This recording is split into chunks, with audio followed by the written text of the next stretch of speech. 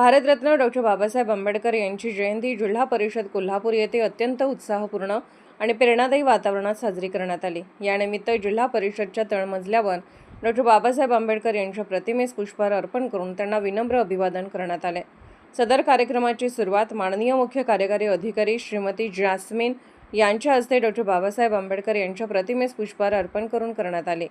यावेळी उपस्थित अधिकारी व कर्मचाऱ्यांनी हे पुष्प अर्पण करून महान समाजसुधारक, विचारवंत व भारतीय राज्यघटनेचे शिल्पकार डॉक्टर आंबेडकर यांना अभिवादन केले।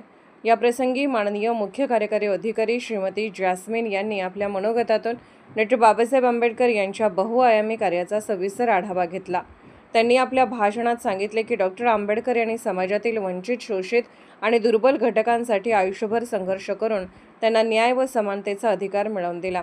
शिक्षण, सामाजिक समता, बंधुता व न्याय या मूल्यांच्या प्रसारासाठी त्यांचे योगदान अतुलनीय आहे।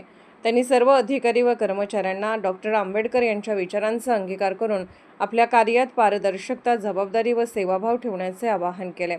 तसेच त्यांनी नमूद केले की शासन यंत्रणेतील प्रत्येक घटकाने संविधानातील मूल्याचे पालन करून समाजाच्या सर्वांगीण विकासासाठी कार्य करणे ही काळाची गरज आहे। डॉक्टर आंबेडकर यांचे विचार आजही तितकेच मार्गदर्शक असून त्यांच्या आदर्शावर चालत प्रशासन अधिक लोकाभिमुख व प्रभावी बनवणे आवश्यक आहे।